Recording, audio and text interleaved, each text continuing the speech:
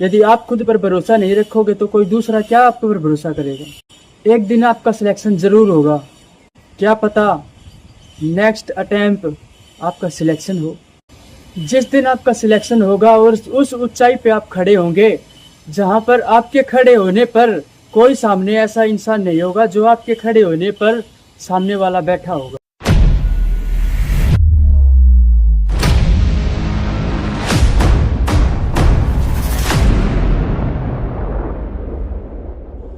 Hello friends, कैसे हैं आप सब। आपका फिर से एक बार हमारी नई वीडियो में आपका स्वागत है। तो क्या आपने भी कभी ये सोचा है कि लाखों कैंडिडेट्स कॉम्पिटिटिव फॉर्म भरते हैं, क्या मेरा सिलेक्शन कभी हो पाएगा या नहीं, नेक्स्ट टाइम हो पाएगा या नहीं, क्या मैं सक्सेसफुल हो पाऊंगा या नहीं। अगर आपके मन में भी यही क्वेश्चंस आते हैं तो ये वीडियो आपके लिए ही है। वीडियो को एंड तक देखना ताकि अच्छे से समझाई गई वीडियो में बातें आपको अच्छे से समझ आ जाए। तो आज की इस वीडियो में ये समझाया जाएगा कि आपका सिलेक्शन कैसे हो सकता है और क्यों आपको अपनी तैयारी जो है वो बीच में नहीं छोड़नी चाहिए।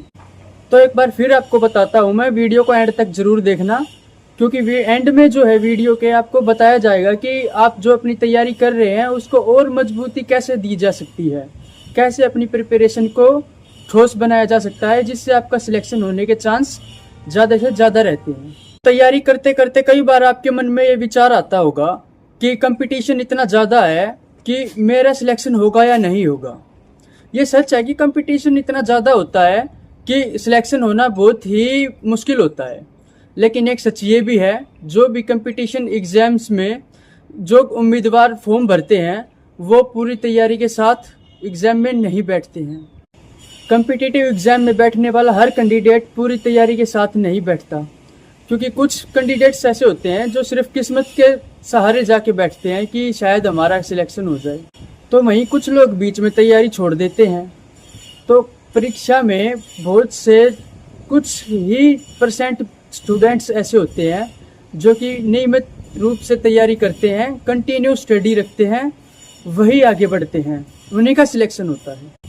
यदि एग्ज़ाम में 1 लाख कैंडिडेट्स हैं तो आपका मुकाबला उन 1 लाख कैंडिडेट से नहीं है। याद रखो, मेहनत करने वाले कुछ ही कैंडिडेट्स होते हैं। सिर्फ मान लो 50% ऐसे हैं कि उनको यही नहीं पता कि हमारा सिलेक्शन होगा या नहीं, किस्मत के सहारे जाके बैठते हैं। 40% स्टूडेंट ऐसे हैं जो बीच में तैयारियां जो है अपनी छोड़ के बैठ जाते हैं कि जो मैंने रीड किया हुआ था, जो मैंने तैयारी की थी, उसके सहारे जाके हम एग्जाम्स दे के आते हैं, हो सकता हमारा कुछ हो जाए। कुछ 10% स्टूडेंट्स ऐसे होते हैं जिन्होंने अच्छी मेहनत की हुई होती है। तो आपका जो कंपटीशन है उन 10% स्टूडेंट्स के साथ है जो कड़ी मेहनत तैयारी करके और एग्जाम देने बैठते हैं। वहीं इसके साथ साथ दूसरी तरफ फिर आपके माइंड में ये क्वेश्चन भी चल रहा होता है कि एवरेज स्टूडेंट्स भी सिलेक्शन ले सकता है। तो हाँ, बिल्कुल ले सकता है। सरकारी नौकरी जो है वो सिर्फ टॉपर स्टूडेंट्स के लिए नहीं बनी, वो सिर्फ उनके लिए बनी है जो हार कर भी हार नहीं मानते, गिर के फिर से उठने की कोशिश करते हैं और फिर से तैयारी के साथ खड़े होते हैं। यदि आपकी तैयारी कमज़ोर है तो कोई बात नहीं, आप फिर से तैयारी कीजिए और तैयारी में थोड़ा थोड़ा सुधार कीजिए। हर रोज़ कुछ नया सीखिए, हर रोज़ अपनी तैयारी को जो है मजबूती की राह पर चलाएं। अब बहुत से स्टूडेंट ऐसे हैं, बहुत से कैंडिडेट्स ऐसे हैं जो एक बार रिजेक्ट होने के बाद, फेल होने के बाद हार मान जाते हैं, उनका मोटिवेशन जो है वो ख़त्म हो जाता है। तो याद रखें, मोटिवेशन हमेशा नहीं रहता, वो कभी कभी आता है।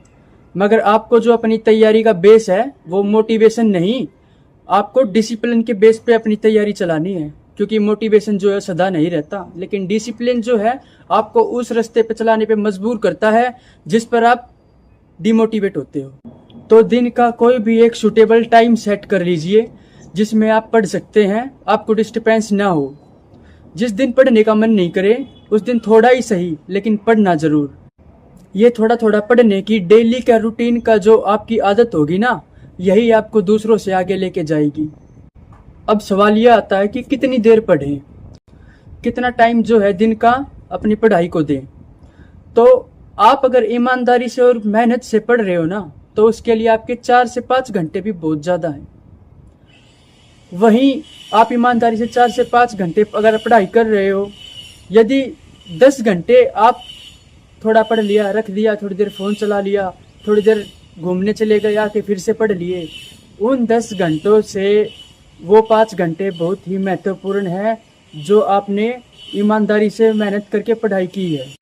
आपका एक बार फेल होना, दूसरी बार फेल होना, तीसरी बार फेल होना, ये फेल होना इसका मतलब ये नहीं है कि आप कभी सक्सेस ही नहीं हो सकते, आपका सिलेक्शन हो ही नहीं सकता।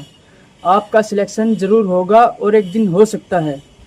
ये फेल होना आपको हमेशा ये नहीं बताता कि आप सिलेक्ट नहीं हो सकते, वो आपको ये बताता है कि आपने जो तैयारी की है उसमें ये कमी है। तो जो आप तैयारी कर रहे हो, अगर आप फेल हो रहे हो तो अपनी तैयारी में जो है वो थोड़ा कुछ सुधार कीजिए, थोड़ा बेहतर बनाइए। जो आप एग्जाम्स में गलतियां कर रहे हैं उनको नोट कीजिए, उनको सुधारिए। मॉक टेस्ट पेपर्स दीजिए, वीक टॉपिक्स जो है आपके उन पर कड़ी मेहनत कीजिए। अब सवाल ये है कि सोशल मीडिया जो है वो इन्फॉर्मेटिव भी होता है और टाइम वेस्टेज भी होता है। तो सोशल मीडिया क्या छोड़ देना चाहिए?